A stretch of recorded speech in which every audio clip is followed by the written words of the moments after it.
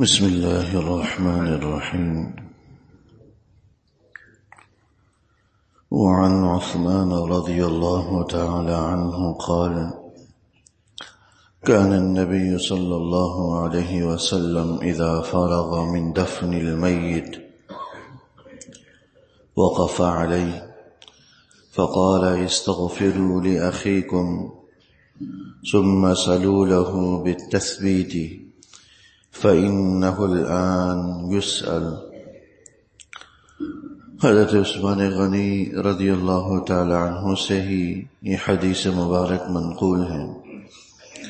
فرماتے ہیں کہ حضور نبی اکرم صلی اللہ علیہ وسلم جب میت کی تدفین سے فارغ ہو جاتے، قبر میں دفنا دیتے، وقف علیہ، تو دفنانے کے بعد تھوڑی دیر وہاں پر کھڑے رہتے اور فرماتے ہیں کہ استغفروا لأخیکم، کہ اپنے بھائی کے لیے تم استغفار کا اہتمام کرو اور اس کے لیے اللہ سے مغفرت مانگو، بخشش مانگو۔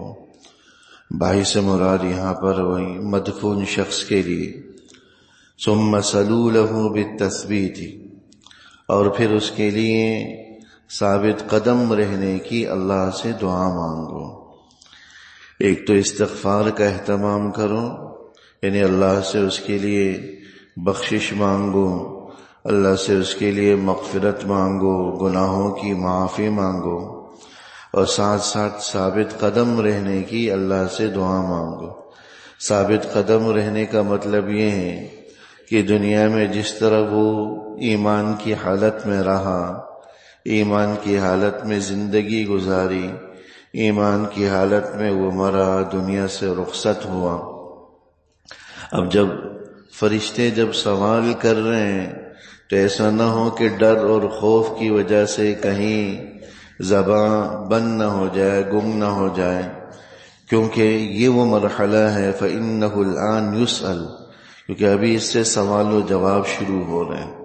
اور منکر نکیر کی جو کیفیت، جو حالت آئی ہے، پچھلی احادیث کے اندر آیا کہ وہ انتہائی سیاہ اور نیلی رنگت کے، نیلی رنگوں والے آنکھوں والے فرشتے ہوں گے، جن کو دیکھ کر ہی انسان کے ہوش اڑ جائیں گے، ڈر اور خوف طاری ہو جائے گا۔ تو جب مردہ مدفون ایسے ڈراؤنی صورتوں کو دیکھے گا تو کہیں ایسا نہ ہو کہ وہ ڈر اور خوف کی وجہ سے سب کچھ بھول بھال نہ جائے۔ تو اس کے لیے دعا کرو کہ اللہ اس کو ثابت قدم رکھیں، اور جو ایمان کی حالت میں وہ مرا، کلمہ توحید پر، کلمہ توحید ہی اس کی زبان پر جاری رہے۔ فرشتے جب اس سے سوال کریں کہ مر ربک، تو وہ ثابت قدمی سے جواب دے کہ ربی اللہ، میرا رب تو اللہ۔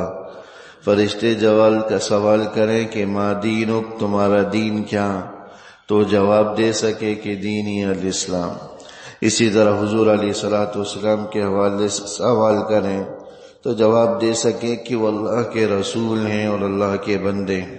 تو اس ثابت قدمی کی دعا کرو، فَإِنَّهُ الْآنَ يُسْأَلُ، کیونکہ ابھی یہ وہ وقت شروع ہوا ہے کہ اس سے سوال و جواب کا آغاز ہوگا۔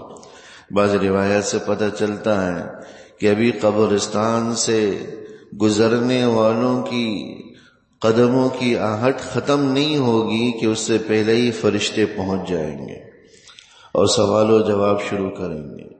تو سوال و جواب میں وہی آدمی کامیاب رہ سکے گا جس نے دنیا میں ایمان پر ثابت قدمی دکھائی ہوگی، جمع رہا ہوگا، تو انشاءاللہ وہ قبر میں بھی ثابت قدمی کا مظاہرہ کرے گا، جمع رہے گا۔ اس حدیث مبارک سے جو بات ثابت ہوئی، ایک تو مردے کو دفنانے کے بعد اس کے لیے وہاں دعا کرنے کی اجازت کا پتہ چلتا ہے کہ تدفین کے بعد، جیسے کہ اس حدیث میں ہے، استغفروا، بھائی کے لیے، مدفون کے لیے تم استغفار کا اہتمام کرو اور ثابت قدمی کی دعا مانگو۔ تو پتہ چلا کہ میت کی تدفین کے بعد دعا کرنی چاہیے اور اس کے حق میں دعائے مغفرت کرنی چاہیے اور اس کے لیے ثابت قدمی کی دعا کرنی چاہیے۔ تو یہ دعا تدفین کے بعد تو ثابت ہے۔ بہت سے لوگ جنازہ پڑھنے کے فوراً بعد دعا کرنا شروع کر دیتے ہیں، تو یہ چیز ثابت نہیں ہے۔ جنازہ پڑھنے کے بعد فوراً متصلاً دعا کرنے کا ثبوت احادیث سے نہیں ملتا، اور اس کی وجہ بھی یہی ہے، اس کی اجازت بھی نہیں ہے۔ وجہ اس کی یہی ہے کہ نماز جنازہ خود ایک دعا ہے۔ جب نماز جنازہ خود ایک دعا ہے، دعا کر لی تو نماز جنازہ کے متصلاً بعد دوبارہ دعا کی کوئی تک بھی نہیں بنتی، اور نہیں احادیث کے اندر اس کا کوئی ذکر۔ ہاں، تدفین کے بعد، دفنانے کے بعد اس حدیث سے بھی ثابت ہوا کہ استغفار کا اہتمام کریں اور اس کے لیے ثابت قدمی کی دعا کریں، تو نفس دعا کا ثبوت ہوا۔ تاہم علماء فرماتے ہیں کہ یہ دعا انسان قبلہ رخ ہو کر کریں، قبر کی طرف رخ ہو کر کے نہ کریں، کیونکہ کہیں ایسا نہ ہو کہ مردے سے مانگنے کا کچھ تشبہ پیدا ہو جائے، صورت پیدا ہو جائے۔ اس لیے جب اس وقت دعا کریں تو قبلہ رخ ہو کر دعا کریں۔ اور بعض علماء کہتے ہیں کہ یہ دعا ہاتھ کھڑا کیے بغیر، ہاتھ اٹھائے بغیر کر لیا کریں۔ تاہم کوئی آدمی اگر ہاتھ اٹھا کر بھی دعا کر لے تو اس میں بھی کوئی مضائقہ نہیں ہے، لیکن ہاتھ اٹھا کر جب دعا کی جائے تو پھر قبلہ رخ ہو کر دعا کی جائے۔ اور اگر بغیر ہاتھ اٹھائے دعا کر رہے ہیں تو پھر کسی بھی رخ پر کی جا سکتی ہے، یہ دعا مانگی جا سکتی۔ تو دیکھیے عام حالات میں تو دعا کرتے وقت ہاتھ اٹھانے میں کوئی مضائقہ نہیں ہے، بلکہ ہاتھ اٹھانا چاہیے، لیکن دعا کے لیے ہاتھ اٹھانا کوئی ضروری نہیں ہے، انسان ہاتھ اٹھائے بغیر بھی دعا مانگ سکتا۔ لہذا جس وقت مردے کے لیے، مدفون کے لیے دعا کر رہا ہوں، بہتر یہی ہے کہ ہاتھ اٹھائے بغیر دعا مانگے۔